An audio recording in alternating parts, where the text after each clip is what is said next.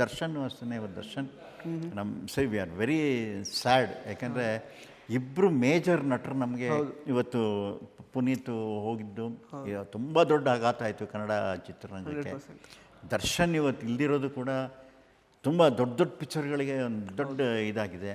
ಇದನ್ನು ಏನು ಫೇಟ್ ಅಂತ ಕರೆಯೋಣವ ಇಲ್ಲ ನಮ್ಮ ದುರಾದೃಷ್ಟ ಅಂತ ಕರೆಯೋಣವ, ಇವತ್ತು ಎಲ್ಲೋ ಒಂದು ಕಡೆ ಸತ್ಯ ಒಪ್ಕೊಳ್ಳೇಬೇಕು. ಎರಡು ಆ್ಯಕ್ಟ್ರುಗಳು ನಮ್ಗೆ ಇಲ್ದಿರೋದು ಇವತ್ತು ತುಂಬ ದೊಡ್ಡ ಆಯಿತು. ಇವತ್ತು ಹಿಸ್ಟಾರಿಕಲ್ ಮಾಡೋಕ್ಕೆ ಯಾರೂ ಇಲ್ಲ.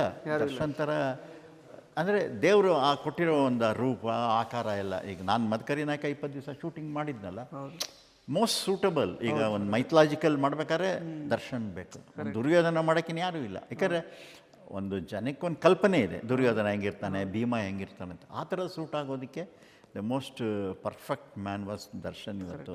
ಸರ್ ಅದು ಮದಕರಿ ನಾಯಕ ಆಗುತ್ತೆ ಸರ್, ಮುಂದಕ್ಕೆ ಏನಾದರೂ ಚಾನ್ಸ್ ಇದೆಯಾ? 25 ದಿನ ಶೂಟ್ ಆಗಿತ್ತು, ಆಗ್ಬೋದು, ಹೇಳೋಕ್ಕಾಗಲ್ಲ. ಯಾಕಂದರೆ ಈಗೆಲ್ಲ ಇಟ್ ಆಲ್ ಡಿಪೆಂಡ್ಸ್ ಅಪಾನ್ ಅವರು ಮೊದಲು ಹೊರಗಡೆ ಬರಬೇಕು, ಮಿಕ್ಕಿದ ಪಿಕ್ಚರ್ ಎಲ್ಲ ಆಮೇಲೆ. Now we want Darshan to come back and take the again horse ಮೇಲೆ ಕೂರ್ಬೇಕು ಅವರು ಅನ್ನೋದೇ ಆಸೆ. ಆಗುತ್ತೆ ಬಿಡಿ, ಅದನ್ನು ಅದು ತುಂಬ ಒಳ್ಳೆ ಕತೆ. ಹೌದು ಸರ್, ಎಕ್ಸ್ಪೆಕ್ಟೇಷನ್ ಇದೆ ತುಂಬ, ತುಂಬ ನಿರೀಕ್ಷೆ ಇದೆ ಅವ್ರ ಫ್ಯಾನ್ಸ್ಗಳು, ನಿರೀಕ್ಷೆ ಇದೆ. ಆಗುತ್ತೆ ಎಲ್ಲ ಟೈಮ್ ಕಾಲ. ಕತ್ಲಾದ್ಮೇಲೆ ಬೆಳಕಾಗಬೇಕು, ಬೆಳಕಾದ್ಮೇಲೆ ಕತ್ಲಾಗಬೇಕು, ಇದು ಹೀಗೆ ನಡೆಯುತ್ತೆ. So we all pray. ನಾನಂತೂ ದಿನ ಒಂದು ಸರಿ ಪಾಪ ದರ್ಶನ್ ಒಳ್ಳೇದಾಗಬೇಕು ಅಂತಾನೆ ಪ್ರೇ ಮಾಡ್ತೀನಿ. ನಾನು ಯಶ್ ಅವರು ಕೂಡ ಪೌರಾಣಿಕ ಸಿನಿಮಾ ಅವ್ರಿಗೂ ಒಟ್ಟನೆ ಅವರು ಮಾಡ್ತಿದ್ದಾರೆ, ಅಷ್ಟು ದೊಡ್ಡ ಪ್ರಾಜೆಕ್ಟ್ ಕೈ ಹಾಕಿದ್ದಾರೆ. ಇನ್ನೂ ಇವಾಗ ರಾಮಾಯಣ ಮಾಡ್ತಾ ಇದ್ದಾರೆ, ಇನ್ನೂ ಮುಂದಕ್ಕೆ ಆಗಬೇಕು. ಸೊ ಪ್ರತಿಯೊಬ್ಬನಿಗೂ ಇದು ಏನಾಗಿದೆ ಅಂತ ಹೇಳಿದ್ರೆ, ಒಂದು ಚಿತ್ರ ಇದೆಯಲ್ಲ, 4 ವರ್ಷ 5 ವರ್ಷ ಲೈಫ್ ತೊಗೊಂಡ್ಬಿಡುತ್ತೆ ಒಬ್ಬೊಬ್ಬರಿಗೆ. ಸೊ ಆದ್ದರಿಂದ ಅವ್ರು ಕಷ್ಟಪಟ್ಟಿದ್ದಕ್ಕೆ ಒಂದು ಪ್ರತಿಫಲ ಸಿಕ್ಕಲೇಬೇಕು. ಪ್ರತಿಫಲ ಸಿಕ್ಕಿದ್ರೆ ಇನ್ನೂ ಒಂದು ಚೆನ್ನಾಗಿ ಮಾಡೋದಕ್ಕೆ ಪ್ರಯತ್ನ ಪಡ್ತಾರೆ. ಅಕಸ್ಮಾತ್ ಎಲ್ಲೇ ಫೇಲ್ ಆದರೆ ಒಂದು ಸ್ವಲ್ಪ ಹಿಂದೆ ಬ್ಯಾಕ್ ಹೋಗ್ತೀವಿ, ಮತ್ತೆ ಮುಂದೆ ಬರಬೇಕು. ಆ ಸ್ಟ್ರಗಲು, ಆ ಫೈಟ್ ನಡೀತಾನೆ ಇರುತ್ತೆ. Thank you so much sir, ಸಾಕಷ್ಟು ವಿಷಯಗಳನ್ನು ಥ್ಯಾಂಕ್ ಯು. ನಮಸ್ಕಾರ. ಎಲ್ಲರಿಗೂ ಸಿನಿಮಾಗೆ ಒಳ್ಳೇದಾಗಲಿ. ಹಾಗೇನೆ AI ರಾಜ್ಕುಮಾರ್ ಅವರ ವರ್ಷ ಖಂಡಿತ ಮಾಡ್ತಾ ಇದ್ದೀವಿ. ಖಂಡಿತ ಮಾಡ್ತೀನಿ.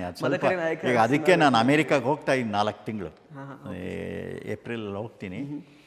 ಅಲ್ಲಿ ನನ್ನ ಫ್ರೆಂಡ್ ಒಬ್ರು ಇದ್ದಾರೆ, ಅವ್ರನ್ನ ಹೇಳಿದ್ದೀನಿ ಒಂದು ಕೋರ್ಸು ಹೇಗೆ ಇಮೇಜಸ್ ಕ್ರಿಯೇಟ್ ಮಾಡೋದು ಇದು ಎಲ್ಲನೂ ನೋಡೋಣ, ಪ್ರಯತ್ನ ಪಡೋಣ. ಯಾಕಂದ್ರೆ ಹೊಸ ಟೆಕ್ನಾಲಜಿ ನಾವು ತಗೋಬೇಕಲ್ಲ, ಅದರಿಂದ ದೂರ ಇರೋಕ್ಕಾಗಲ್ಲ.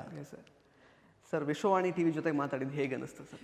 ಚೆನ್ನಾಗಿ. ನನಗೆ ಹೇಳಬೇಕು ಅಂದರೆ ವಿಶ್ವೇಶ್ವರ ಭಟ್ರು ಭಾಳ ಹತ್ತಿರದ ನಮಗೆ ಅವ್ರಿಗೆ ನೆಂಟು.